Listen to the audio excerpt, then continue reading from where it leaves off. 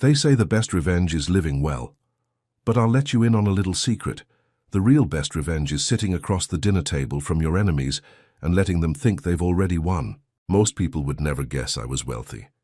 That's not false modesty. It's just the truth.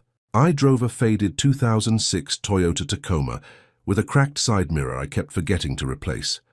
I wore old flannel shirts from the same local store I'd been shopping at for years. My watch was a scratched Casio that cost less than most people spend on dinner. And honestly, I liked it that way, because the second people think you have money, they stop seeing you clearly. My name is Frank Colleton. For more than 2 decades, I quietly owned one of the largest manufacturing and logistics companies in the region.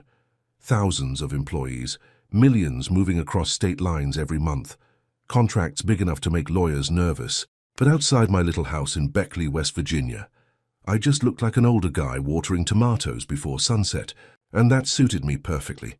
My daughter Lacey never understood why I enjoyed disappearing into ordinary life. She inherited her mother's brightness. Smart, funny, beautiful enough to turn heads without trying. Unfortunately, she also inherited her mother's weakness for charming men. That's how Clayton Hale entered our lives. The first time I shook his hand, I knew exactly what kind of man he was. Not evil, not arrogant exactly, just polished. The kind of man the world opens doors for before he even knocks. Still, I checked him out quietly after he started dating Lacey. Financial history, career trajectory, professional reputation, old habits. When you spend 30 years protecting a company, you learn not to trust appearances. What surprised me was that Clayton actually impressed me. He was sharp, focused, ambitious without being reckless. And when Lacey told me she was serious about him, I made a decision that changed all our lives. Without telling him who I really was, I arranged for Clayton to become the CEO of my company. To him, it looked legitimate. A prestigious recruitment firm contacted him. A formal board interviewed him. Executives evaluated him. Every step was real. I just happened to own every step. Lacey thought the whole thing was insane. "Dad," she told me one night over tea, "this sounds like something from a billionaire soap opera." "I prefer strategic family planning," I told her. She rolled her eyes so hard I thought she might injure herself. But for 14 months, everything worked. Better than I expected. Clayton handled pressure well. He improved operations, increased profits, earned respect inside the company. Part of me was proud of him. The other part hated admitting my daughter had chosen wisely. Then one Thursday evening, everything shifted. Clayton called and invited me to dinner with his parents. His tone sounded normal, but something underneath it bothered me immediately. "They've really been wanting to meet you properly," he said. That sentence stayed with me after the call ended, not because of what he said, because of the pause before he said it. And after 30 years in business, I had learned one dangerous truth. People hesitate right before they lie. If you've ever trusted your gut and later realized it saved you, subscribe to the channel. Some lessons only make sense after life forces you to learn them the hard way. I almost declined the invitation. I should have. But I've never been the kind of man who runs from uncomfortable feelings. I walked toward them slowly and let them explain themselves. So 2 nights later, wearing my cleanest flannel shirt, I walked into the most expensive restaurant in the city and sat down across from the Hale family for the dinner that was about to change everything. The restaurant was the kind of place where nobody looked at the menu prices because people there didn't need to. Soft piano music floated through the room. Every glass sparkled. Every conversation happened in low-controlled voices, like rich people were afraid excitement might wrinkle their clothes. Clayton greeted me near the entrance, wearing a tailored charcoal jacket that probably cost more than my truck. "You made it," he said with a smile. "I found parking and survived valet judgment," I replied. He laughed, but something in his face looked strained. Tiny things tell the truth long before words do. Inside, his parents were already seated. Stuart Hale stood first. Tall, silver-haired, perfect posture, the kind of man who practiced authority in mirrors. But the second he shook my hand, I felt it. Too warm, too eager. People carrying hidden agendas always overcompensate with politeness. "Frank," he said, "we've heard so much about you." Norma smiled beside him, touching my arm lightly. "You look wonderfully comfortable," she said. Translation, "You don't belong here." I smiled anyway. Dinner started pleasantly enough. Small talk, business chatter, vacation stories, but underneath it all, something heavy sat at that table waiting for its moment. And then it arrived. Right between the main course and dessert, Stuart reached into his jacket and pulled out a thick cream-colored envelope. He laid it gently in front of me.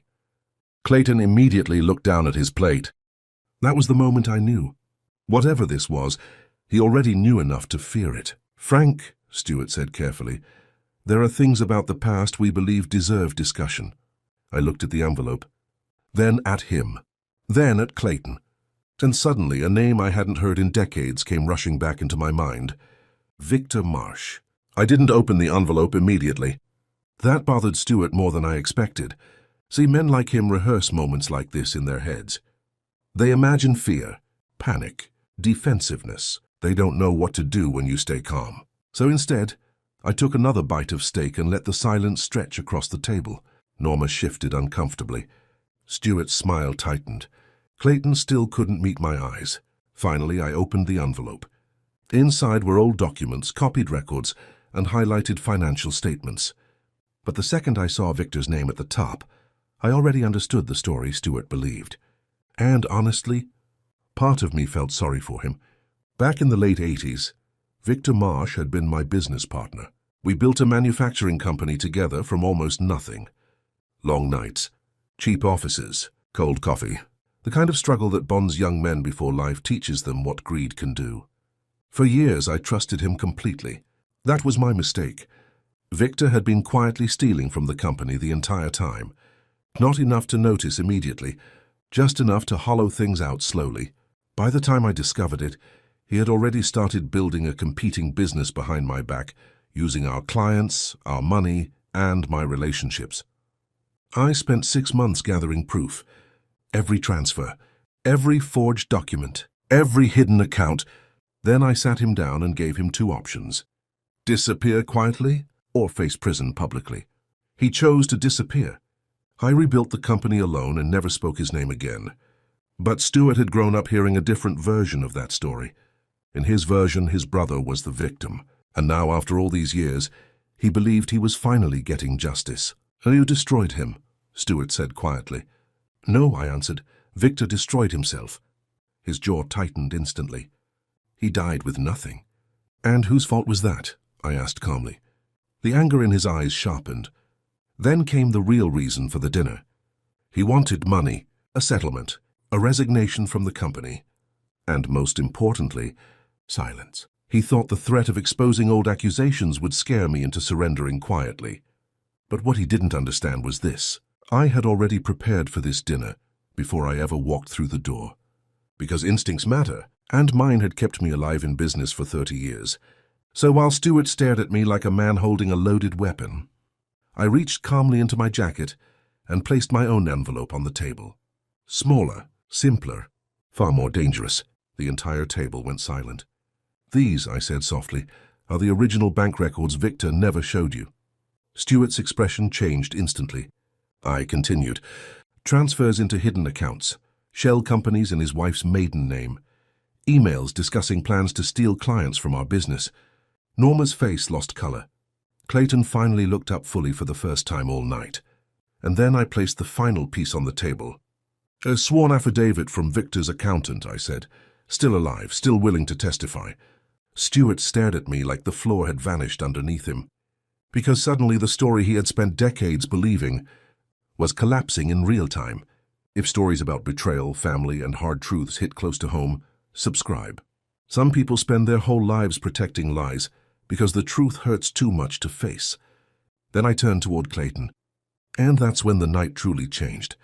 Because the next thing I was about to tell him would completely destroy the version of reality he'd been living in for the last 14 months.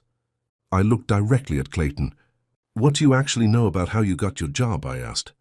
He frowned slightly. "I was recruited, interviewed by the board." "You were," I said.